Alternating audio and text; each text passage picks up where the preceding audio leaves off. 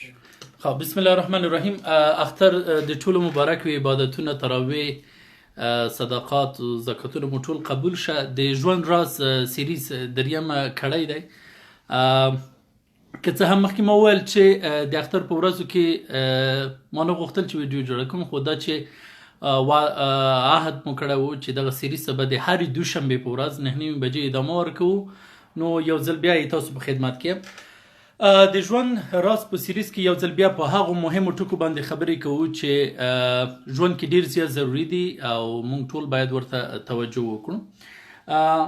او اوله خبره چې دی هغه continuous education دی. continuous education یا continuous learning یا continuous development،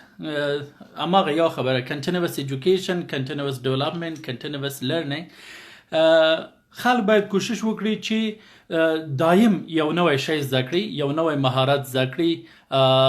هغه تعلیم ته چې دی، تعلیم ته باید د لیسانس نه، د ماسترۍ نه، د دکترا نه وروسته باید د پای ټکی کېنښودل شي. د دکترا نه وروسته هم باید خپلو زده کړو ته یو سړی ادامه ورکړي، لرنینګ وکړي، نوي مهارتونه زده کړي. د لیسانس نه وروسته هم کله کله خلک فکر کوي چې والا زه لیسانس مې وکړ، نور چې دی باید ادامه ورنه کړم ځکه د وظیفې لپاره همدومره کفایت کوي. نه، دغه سلسله باید دایم وساتل شي. زه د یو سړي مثال تاسو راوړم. یو کس دی په یو دفتر کې 15 کاله کېږي چې هغه کار کوي، ولې په دغو 15 کالو کې دغه سړي هیڅ کله د ده دغه معاش پورته نه شو، لکه په ده باندې هغه مونږ چې وایو انکریمنټ رانغی، لکه په 15 کالو کې انکریمنټ رانغی. ولې دغه سړي کار چې شو، دا به عموما ته او ده به په مثلا یو ادارې سره کار کوو چې هغه ادارې سره د به هلته عموما لرګي په هغه تبر باندې وهل، ونې به یې وهلې. نو ایده په هغه معاش کې چې کوم مثبت بدلون نه ورغلی. خو په همدغه ادارې کې یو بل کس راځي، همدغه کس چې دی هغه په 2 کالو کې ایده چې شی کېږي معاش چې دی هغه پورته ځي، فقط په 2 کالو کې. لکه ګور اولینی کس چې و هغه 15 کاله کار کړی و، معاش یې نه و پورته تللی، ولې دویم کس چې راغی په 2 کالو کې معاش پورته لاړه. نو هغه اولینی کس راځي د دویم کس په باره کې شکایت کوي، وایي ما دلته 15 کاله کار وکړ خو ما معاش چې دی پورته لاړه نه. نو هغه دفتر ورته وایي چې مونږ معاش په هغه د مونږ اداره چې دی ریزلټ اورینټډ دی. هر چا چې لکه هغه کاري پروډکټیویټي یا کاري نتایج چې څومره ډیر زیات اوچاتو، نو ځکه چې دی بیا ورته معاش اوچاتو. نو دا په 15 کالو کې تا هغه پروډکټیویټي چې وه دومره زیاته نه وه، او بل هغه نتایج هم چې و ډیر زیات نه وو، نو ځکه همداسې پاتې شوی دی. نو دلته دفتر نه ده چې منفي ځواب واخیسته، دی ځي هغه دویم کس ته چې راغلی و، نو هغه ته وایي چې ایتا د بری راز په چی شي کې دی. نو هغه ورته وایي ما بری راز خو همدا دی چې تم 15 کاله کېږي همدغه ادارې کې کار کوي او هغه ونې وهې په همدغه تبر باندې، خو تا دغه تبر چې دی څومره تیره کړی دی، لکه څومره دې تیره کړی، لکه ته چې سهار راځې سهار نه کار کوي اله 2 ونې چپه کوي، خو زه چې سهار نه راځم زه 3 تر 4 ونې چپه کوم. او یو دلیل دا دی چې زه چې هر ورځ خپل کار شروع کوم هغه په یو نوي هماغه کوم تبر چې دی هغه تیره کوم، هغه لکه تیل ورکوم، پاکې ساتم. نو زه چې که ته په هماغه تبر سره 2 ونې چپه کوي، زه هغه تبر چې ما سره دی هغه مې چې تیره کړی دی، هغې ته مې تیل ورکړي دی، هغه مې ښه ساتلی دی، 15 ونې چپه کوم. نو کنټینوس ایجوکیشن چې دی هغه ډیر زیات ضروری دی. سړی باید خپل سکیلز، خپل مهارتونه چې دی وخت په وخت باید شی کړي، هغه باید نوي کړي او د شرایطو سره یې باید برابر کړي. دویمه خبره دا دی چې د ژوند راز لپاره چې باید دویم راز نن سیریز کې ورباندې بحث وکړو، هغه دا دی چې ډیر زیات باید په سیاست کې ځانونه دخیل نه کړو. لکه زیاتره زموږ دوستان چې دی په فیسبوک باندې، په سوشل میډیا باندې ټوله ورځ بحث چې دی په سیاست باندې کوي. د یو سیاستمدار نوی عکس پوسټ شوی دی، بس ټول شیر کوي. معمولی چې لکه سیاست کې یو موضوع شي موږ ټول ورباندې هغه کېږو، لکه مصروفه کېږو. ګورئ هر سیاستمدار چې دی هغه په خپل رشتې کې هغه سوداګر دی. او کله چې مونږ دوی لپاره په سوشل میډیا کې په دوی باندې خبره کوو دوی صفات کوو نو دا چې شي کېږي یا دوی په اړه بحث کوو مونږ دوی هغه کاروبار ته یو ډول نه یو ډول چې شي کوو کمپاین کوو هغه پروموټ کوو یو قسم نه یو قسم نو دا چې پروموټ کوو هغه یو مرحله ته داخليږي او د سره کې د سیاسي رشد رامنځته کېږي نو ګټه چې دی د ترسيږي او ګټه چې د ته ورسېدله موږ ورکې چې شته لکه موږ ته ورکې څه ګټه را ورسېدله نو د په ګټه کې چې دی موږ لپاره ځای نشته دی ښه خبره به دا وي چې د سیاست په ځای موږ مهارتونو ته مخ واړو په هغه څه باندې کار وکړو چې ایمونږ د کورنۍ ایمونږ د فامیل ایمونږ د ادارې د ارتقا او د خوالي او بهتروالي چې شي کېږي سبب ګرځي شپون صاحب چې عموما شپون صاحب سعدالدین شپون خدای دې وبخي هغه به چې کله دغه مختلفو ادبي بهیرونو کې خبره کوله شاعرانو ته نو هغه به ویل چې درنو شاعرانو په افغانستان کې کافي اندازه چې شته شعر ویل شوی دی نو تاسو د شعر په ځای چې شوی کې نثر ته مخه وکړئ په دې باندې به یو څه انتقاد کېده چې والا تاسو مونږ ډیموټیویټ کوي چې شعر نه لاس واخلو هغه ته لاړ شو لکه نثر ته لاړ شو خو خبره دا ده چې دلته کافي اندازه سیاست کېږي کافي دومره سیاست کېږي چې بې حده زیات سیاست کېږي نو ښه خبره دا ده چې سیاست لپاره ډیر زیات کسان شته دي په زورګونو کسان شته دي ښه خبره ده چې مهارتونو طرف ته لاړ شو او د مهارتونو په برخه کې موږ سره کسان چې دي کم دي دریمه خبره دا ده چې د ژوند راز چې باید مینه خپره کړو مونږ باید خپل کورنۍ ته مینه ورکړو خپل اولادونو ته مینه ورکړو خپل همکارانو ته مینه ورکړو خپل همسایه ته مینه ورکړو صحیح دی دا به یو څه سخت وي چې مونږ خپل همسایه ته ووایو چې I love you یا مثلا خپل همکارانو ته ووایو چې I love you ولې که یو چیرته یو سړی پیل پرې وکړي نو بیا به چې وي ډېر زیات سخت نه وي زه به یو مثال تاسو سره شریک کړم یو دوه انډیوالان نیویارک کې په یو ټکسي کې سپاره دي نو یو ډیسټینیشن ورته ښودلی دی چې نیویارک کې مو دغه منطقې ته ورسوه کله چې هغه منطقې ته رسیږي رحمت جمالزی صاحب کوم موضوع شیر کړی دی زه به یې وروسته وګورم بیا به انشاءالله یو څه به ترې زده کړم نو دی چې کله په ټکسي کې سپریږي او دوی دواړه انډیوالان په ټکسي کې سپاره دي یو ځای ته ځي کله چې هغه ځای ته رسیږي نو کله چې ښکته کېږي مخکې له ښکته کېدلو دا یو نفر سوارلی چې دی د ټکسي والا صفت کوي وایي نیویارک کې مې ډېر زیات ډریوران لیدلی دي خو ته ډېر زیات بلد ښکارې یوه خبره دویمه خبره دا ده چې برخورد دی چې دی ډېر زیات ښه برخورد و مینه ناک وي او دریمه خبره دا ده چې موټر د ډیر ښه ډول سره چلاوه د موټر چلولو هنر چې دی هغه فوق العاده دی نو ټکسي والا چې دی جام پاتې کېږي ګورې د ټولو ټکسي والاو په زیاترو ملکونو کې خصوصیات څه شی دی یو دا دی چې یو څه زشت دی دویم ډېرې زیاتې خبرې کوي دریم چې دی هغه ډرایوینګ کله چې ته ورسره کښېنې بس د ټول تلاش دا وي چې ډیسټینیشن ته دې چې شی کړي ډېر زیات زر ورسوي او ځان درنه خلاص کړي نو ټکسي والا هم د سوالۍ ته همداسې ګوري نور څه نه وایي نو دواړه انډیوالان ترې ښکته کېږي نو یو انډیوال بل انډیوال ته وایي چې ډېر ناشنا صفتونه دې ونه کړل نو هغه اولنی انډیوال چې د ټکسي والا صفت یې کړی و هغه وایي چې زه نیویارک کې مینه خپروم نو هغه ورته وایي نو مینه څنګه خپروې دا نیویارک وګوره دا کراوډډ ښار وګوره دومره خلک وګوره ته به د نیویارک کوم غړي ته مینه رسوې نو هغه ورته وایي ګوره ما دغه سړي سره چې شه وکړ ښه برخورد وکړ ښه چلند مې وکړ دا سړی خوشحاله شو دی چې دی نن به د سره څو سورلی کینی لکه 15 دی به هغه ټولو سره چې شه کوي ښه برخورد کوي ایدنه چې هره سورلی ښکته شوله مثلا 10 نفره د سره کېناستل د 10 نفرو سره ښه برخورد وکړ کله چې ایدنه دغه 10 کسان ښکته کېږي هغه کسان به د 10 نورو سره چې شه کوي ښه برخورد کوي او بیا هغه 10 به د 10 نورو سره ښه برخورد کوي هغه 10 به بیا نورو 10 سره چې شه کوي ښه برخورد کوي نو په دغه ډول به په نیویارک کې چې شي مینه خپره شي نو موږ هڅه باید دا وي چې څومره مو چې وس کېږي هغومره مینه خپره کړو ضروري نه دی چې لکه ټول خپل وس مطابق ځکه انسان چې دی په خپل وس چې شی دی پړ دی بل څلورمه خبره دا ده چې باید هڅه وکړو چې کله چې وایي مینه خپره کړئ مینې نه وروسته بیا چې دی نوري صاحب حشمت الله نوري صاحب وایي سلام استاد وخت مو په خیر هر بخت مو د قدر وړ دی. ډېره زیاته مننه تاسو تشویق نه تاسو زه تل مستقیما غیر مستقیما تشویق کړی نوري صاحب ډېره مننه. کرکه مخ خپروئ. کله چې مو وایي مینې نه وروسته چې دی هغه سمدستي د کرکې خبره راځي. زیاتره چې دی مونږ ګورئ تاسو وګورئ په دغه کوویډ 19 په وخت کې رسنۍ چې دی بې حده زیات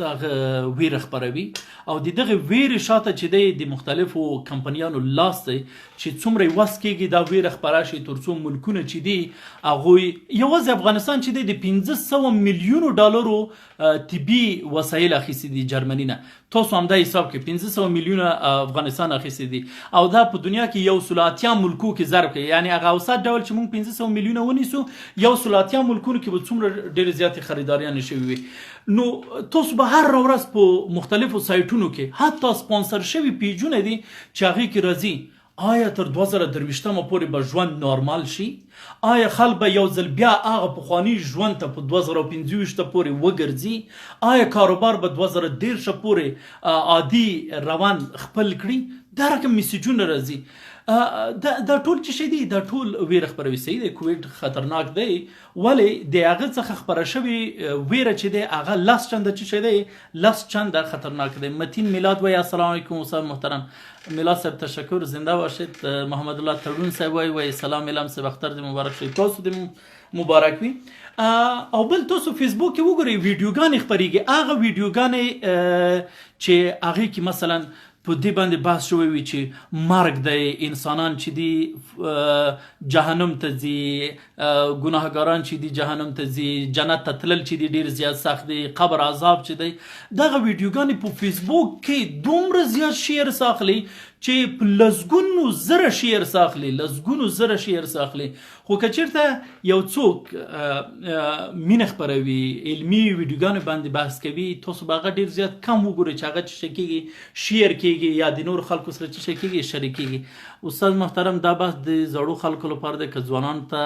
ځکه ځوانان ډېر مینه ناک دي. صحیح دی تاسو اوس راغللی انشاءالله تر اخره پورې به ډېر نوي شیان وي. تاسو اوس په چین کې همدا اوس د کوویډ 19 نه تازه خبر دا دی چې هلته ژوند چې دی ډېر زیات نوی رنګ اخیستی دی. حتی پرون چې دی نایټ کلبونو سر نه شروع شوي دي او بله خبره دا ده چې همدا اوس د چین هغه ملي کانګرې چې دی ډېره لویه غونډه نیولې او په زرګونو خلکو ورکې اشتراک کړی و. نو تاسو وګورئ چین چې دی بیرته هغه خپل عادي حالت ته چې شی شوی دی ستون شوی دی او همداسې نور ملکونه. بل تازه مثال به چې وي هغه ترکیه وي. ترکیه کې کوویډ چې و په ډېر شدت سره چې شی کېده هغه خپرېده خو همدا مارچ کې لومړنۍ پیښه چې په هغه کې ثبت شوله په ترکیه کې ثبت شوه مارچ کې وه. خو اوس وګورئ چې مارچ اپریل می هغوی اوس وکولی شول حتی هغوی تقریبا 26 نه تر 29 ډیسټینیشن پورې د افغانستان په شمول خپل پروازونه له سر نه پیل کړل. راځو پنځمې موضوع ته چې زیاتره خلک چې دي خپل ژوند د نورو خلکو لپاره کوي. لکه مثلا زه ښه واسکټ واغوندم دې لپاره اغوندم چې خلک ما په واسکټ باندې تبصره وکړي چې ما څه رقم واسکټ اخیستی دی. یا خلک چې دی زیاتره مثلا که هغه موټر دی که هغه د خبرو کولو انداز دی هغه که مثلا ګرځیدل دي دوی کوشش کوي چې نور خلکو نه سرټیفیکیټ واخلي چې یاره ما ګرځیدل څنګه وي ما جامې اغوستل څنګه دي یا چې دی دا چې دی دا ډېر زیات سخت دی. لکه ته ټول عمر چې شی کوې نورو نه سرټیفیکیټ اخلی. لکه موږ باید ژوند وکړو ژوند د خپل ځان لپاره وکړو او کوم شی چې ما خوښیږي کوم شی چې زه اغوندم کوم شی چې زه خورم ضروري نه دی چې په هغې کې د خلکو نه چې شی واخیستل شي لکه نظر واخیستل شي. اوس ما به مثلا یو شی خوښیږي او بل سړي به هغه شی نه خوښیږي نو هغه چې دی که تبصره کوي نو حتمي د هغه تبصره به څه شی وي منفي وي. نو هڅه باید ونه شي چې د نور خلکو نه موږ څه شی واخلو د کولو او نه کولو سرټیفیکیټ واخلو. بل ومه خبره دا ده چې ګیو سمایلز باید مونږ ډیر زیات څه وکړو لکه مسکا خپره کړو مسکا لکه تبسم وکړو او مسکا چې دی صدقه دی. سمایل کول چې دی هغه څه دی سمایل کول صدقه دی. او ګوري رسول الله صلی الله علیه وسلم حدیث شریف دی چې موږ باید څه وکړو سمایل وکړو لکه تبسم وکړو کله چې حدیث شریف دی یعنی مسلمانانو ته دا څه شوی دی وینا شوی دی چې ته باید مسلمان مسکا وکړي او دا مسکا چې دی موږ ناخیستل شوی دی تاسو به زیاتره مثلا اسلامي ټولنې وګورئ که هغه یمن دی که هغه سوریه دی که هغه افغانستان دی که هغه سومالیا دی تاجکستان دی ازبکستان دی ډیر کم خلک څه کوي سمایل ورکوي ځکه سمایل نه ورکولو دلیل څه دی اقتصاد خراب دی کورني مشکلات دي روحي مشکلات دي او دغه سمایلز یا دغه مسکا چې دی هغه موږ نه څه شوی دی اخیستل شوی دی ته چې نورو ملکو ته ځې مثلا اروپا ته ځې یا مثلا نورو هغه امریکا یا نورو رسیدلو ملکونو ته ځې خلک چې دی ډېر مینه ناک دي ښه برخورد کوي ښه سمایلز کوي ځکه هلته هغه روحي فشار چې دی په هغه اندازه چې موږ ترې کړېږو یا مثلا هغومره اقتصادي مشکلات چې موږ لرو هغومره نه دي نو خلک چې شی دی سمایل ورکوي حتی یو بل شی داسې دی چې اوس ورځو کې خلک چې دی ماسکونه ډېر زیات اچوي نو اوس کله چې خل ماسک واچوي ته مخ نشي لیدلی نو دې لپاره ته نه پوهېږي چې هغه کس چې دی سمایلی فیس دی که نن سمایلی فیس دی نو هغوی په هغه ماسک کې څه شی کړی دی د سمایل علامه رسمه کړې دی سمایل علامه چې لکه خلکو ته وښیي I'm giving you smiles بې له دې نه چې د هغه څه شی وګورئ لکه مخ وګورئ او بله خبره دا دی چې باید فکرونه چې دي هغه ځنه محدود فکرونه دي خلکو سره هغه محدود فکرونه نه باید خلک وځي ځکه موږ ژوند چې دی دا تجربوي ژوند دی او تجربوي ژوند چې دی وخت په وخت تجربې څه کوي وخت په وخت تجربې فرق کوي مثلا ځنه خلک وایي چې نارینه چې دی نه ژاړي نارینه چې دی هغه سخت دی هغوی نه ژاړي خو تاسو ولیدل چې هغه بله ورځ فیسبوک کې هغه یو کس چې کرونا نیولی و هغه څومره ژړل هغه مو ولیده هغه ویډیو څومره زیات شیر شوله وګورئ تاسو تر اوسه پورې کومې ښځې ویډیو نه دی لیدلی نه مو افغانستان کې لیدلی نه مو نورې دنیا کې لیدلی دی ولې هغه کس سړی و او ژړلی یعنی سړی ژاړي سړي باندې هم داسې سختو حالات راځي چې هغو سختو حالاتو په مقابل کې چې دی ځان نشي ټینګولی او مجبور دی چې شی وشي لکه وژاړي یا به تاسو لیدلی وي چې ښځې چې دي هغوی مالي فاینانشل مینجمنټ چې دی هغه کمزوری دی یا بېخونده دی خو تاسو اوس وګورئ جرمني چې دی همدا کوویډ حالاتو کې تر ټولو ښه بزنس سپورټ یې کمیونټي ته ورکړ او جرمني چانسلر چې دی هغه ښځه دی نیوزیلینډ چې و په خپل جنګ کې په استرالیا کې په هغه بر اعظم کې هغه ټولو نه مخکې څه شو کامیاب شو او د هغه مشره چې دی هغه ښځه دی همداسې تاسو فنلنډ وګورئ یا نور اروپایي ملکونه وګورئ هغه ملکونه چې د کوویډ سره په جنګ کې بریالي وو د زیاترو رهبري چې وه د چا په لاس کې وه د ښځو په لاس کې وه نو ځینې باورونه دي چې خلکو سره دي او دا باید وخت په وخت دا باید څه شي بدل شي ځکه تجربې چې دي ځینې خبرې چې پرون صحیح وي هغه نن غلطې دي او کومې چې نن غلطې دي هغه کیدای شي سبا څه شي ښې ثابتې شي نو هڅه باید ونکړو چې په هماغه موضوع باندې سړی ځان ټینګ کړي چې بس ښځو مدیریت خراب دی نو بس بیا به خراب یا سړي نه ژاړي یا مثلا مونږ وایو چې والا مونږ به حیث افغان چې دی ډېر زیات میلمه پاله خلک یو خو که تاسو د تاجکستان د خلکو میلمه پالنه ولیدله یا د ازبکستان د خلکو میلمه پالنه ولیدله نو بیا سړي نه خپله میلمه پالنه یو څه شی پاتې شي بل د ژوند راز چې دی هغه دا دی چې ځینې خلک چې دي ځینې کمزورتیاوې لري او دغه کمزورتیاوې دوی فکر کوي چې دا خدای پاک چې دی والا مانه دا عیب دی لکه خدای پاک ماته دا څه دی عیب دی ځکه کمزورتیا دی په امریکا کې یو کس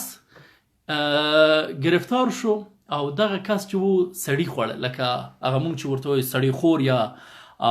آدم خور و سړي به یې خوړل نو بیا خو هغوی کې سټډي کوي هغه کس سره به یې خبرې کولې چې یاره تا به کوم قسم خلق خوړل نو هغه ویل وایي ما به چې خلق خوړل داسې کسان به مې خوړل چې هغه به د سلم فټ و سلم فټ ګورئ موږ سره په دغه ټیم کې چې دی نوري صاحب چې دی ډېر زیات ښه اکسرسایز کوي فټ دی نو هغه ویل چې ما به چې څومره کسان خوړل ډېر زیات سلم فټ کسان به مې خوړل چاق کسان به مې نه خوړل ځکه ډارېدلم چې دغه چاق کسان چې دي هغوی کولېسترول لري ډیابیټس لري هغوی چې دی نور څه مشکلات لري نو ما ویل چې که دغه کسان وخورم کیدای شي دوی نه دغه ناروغي چې شي ما ته را انتقال شي نو ده به که چاغ کسان هم چیرته گیر کړي وو بیرته به یې خوشې کول وایي ورځه ته مې چې په درد نه خوړل کېږي ګوري همدغه چاغ سړي به دې نه شکایت کوو چې زه چاغ یم اوبیس یم نو چې دا ښه کار نه دی خو په دغه حالاتو کې د څه وشول د هغه دی ګټه وکړله ګټه یې سره کوم وکړله چې مصیبت کې ګیر شو او دا سړی چې و خلاص شو ځکه خلاص شو چې هغه سړی چې آدمخور و هغه فټ کسان خوړل چاغ کسان یې نه خوړل بل مثال به د ګاندي ورکړو ګاندي چې و دا یو څه په خبرو کې کولو کې چې و هغه ډیر زیات خوندور نه و لکه ډیر زیات په خبرو کې فصیح نه و او دی وایي چې همدغه کار زه ډیر زیات لکه هغه وم داسې شرمېدلم به چې خلکو په مخ کې به مې خبرې کولې او یا مې ډېرې زیاتې خبرې نه شوی کولی خو همدغه د خلکو په مخ کې نه خبرې کول یا په خبرو کې نه فصاحت د ګاندي یو قوت هم و هغه کوم و چې ده به ورو خبره کوله خو ډیره زیاته پخته خبره به یې کوله ده به ورو خبره کوله خو خپل فاینل تاتس به یې سړي سره شریکول هغه کسان چې خبرو کې ډیر زیات تیز دي تاسو وګورئ کله کله داسې خبرې ترې وځي چې هغه بیا نوره چې شوي لکه خوندورې نه وي بیا په خپلو خبرو باندې چې شوي پښیمانه وي نو کله کله ځینې کمزورتیاوې چې په خلکو کې دي هغه چې شوي شي هغه د یو کس لپاره د چی سبب وګرځي د ښېګڼې یا د خیر سبب وګرځي همدا اوس ګورئ راتلونکی اختر را روان دی خلک به قربانیان کوي او کله چې دا خلک قربانیان کوي دوی منډۍ ته ځي هلته چې کله مال اخلي نو دوی کوشش کوي چې مال باید زخم ونه لري لکه چې وي هغه چې شوي لکه پرې شوي نه وي نوکان نه وي غاښونه وي هغه مالونه چې دوی کې دغه خصوصیات نه وي یا چې وي کمزوري وي هغه چې د خل نه اخلي هغه د قربانۍ نه چې کېږي قربانۍ نه بچ کېږي بل خبره د ژوند راز چې دی هغه دا دی چې ځینې خلک چې دی دوی ژوند چې دی دا هغه آب و هوای ورچشه کوي آب و هوای سید خلیل لشکری سے وای من همه روز به روز چاق شدم میرم خدا خودش خیر مرا پیش کنه انشالله خب مقصد اکسرسایز کنی تونه که این گپ مرا بسیار زیاد باز مثبت بگیری وزن تا کنترل نکنی موسم ځنه خلک چې دی سهار چې کله خوب نه راجګ شي باران وریږي نو دوی وایي اوف